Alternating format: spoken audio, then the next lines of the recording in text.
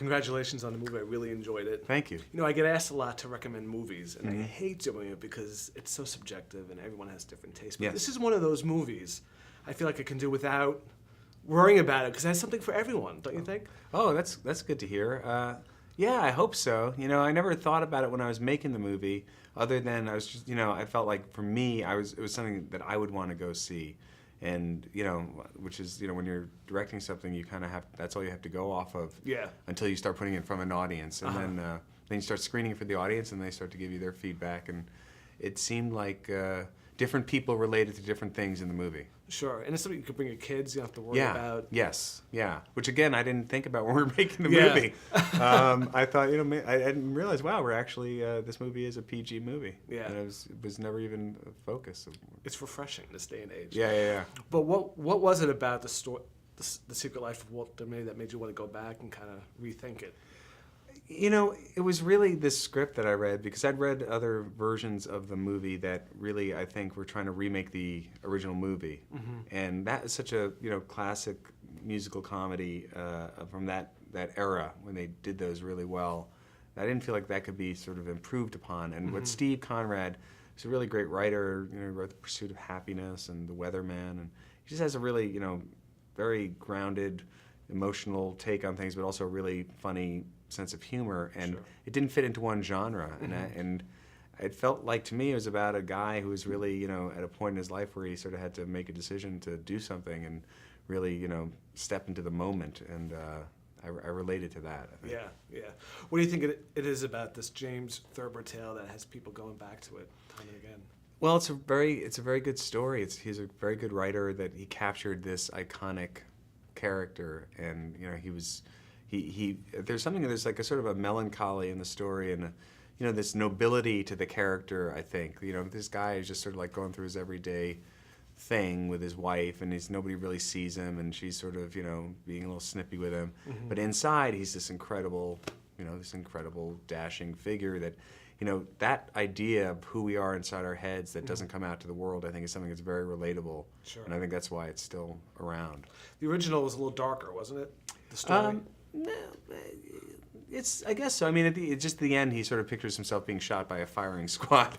But again, as opposed to going off with Kristen Wiig. Yeah. It's a different thing. I mean, also that story kind of is not, you know, really. There's not really that much plot there, and what we wanted to do is sort of take that idea of that character, but then, you know, take it the next step to him actually going out and trying to get outside of himself. Sure. Have you ever had that Walter Mitty moment? Well, I mean, in terms of what, like the fantasizing, or just kind of drifting off, thinking like, right now, I'd rather. Yeah, many times. Right now. Yeah, no, not right now, but I've had it. I've had it in interview situations. But you know, also when you're making a movie, like, luckily, being a director, that's kind of what daydreaming is. Making a movie is daydreaming. You're thinking about it all the time. You're sort of fantasizing about what it could be, and trying to see the scenes in your head and living in it. Sure. And so it's kind of a good excuse. Yeah. To direct and then also to star in it, double the challenge? Well, kind of, but not really. I mean, it's all very, I think, holistic when you're making a movie. I mean, yeah, you can't really be two places at once. Yeah. But you know, directing a movie, there's a lot of time that happens before the shoot and after the shoot. You know, there's the prep time, there's the shoot, and then there's the editing, the post-production. So those times you're just doing one job. It's just that time when you're shooting that you kind of have to really figure it out. I'd imagine as a director, you're watching other performances. You kind of know what you want. How do you direct yourself? I mean, you have to be probably more critical? It's hard. It's you have to actually, I think, be easier on yourself. You give yourself a break. Yeah. Because for me, down the line in the editing room, I'm going to want to have as many choices as possible. And also, I've felt that I knew I was in every scene in this movie, pretty much, and the character really, if people needed to go along with this character, so I had to sort of be easy on myself. Yeah. Where sometimes I'd be a little, you know, tougher on myself as a director on the actor. Sure. And they're like, come on, just move on, let's do it, you got it, go ahead. I tried to give myself a few extra takes. Yeah.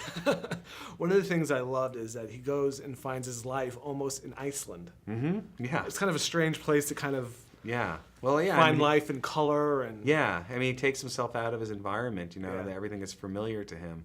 And it is a really beautiful place. I mean, there's a place of extremes for sure.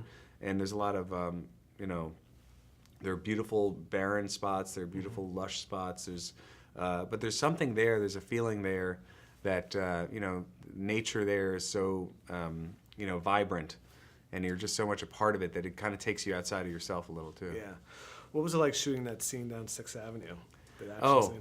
that was fun. It was challenging because we would shoot it on the weekends, and they'd let us cut traffic off on 57th Street or on 5th Avenue, and I was shooting my part on a skateboard, and Adam Scott was on rollerblades, and it was that was like there'd be people would show up and watch, and I'd be going on a skateboard like rounding 5th Avenue. I just didn't want to fall and look bad.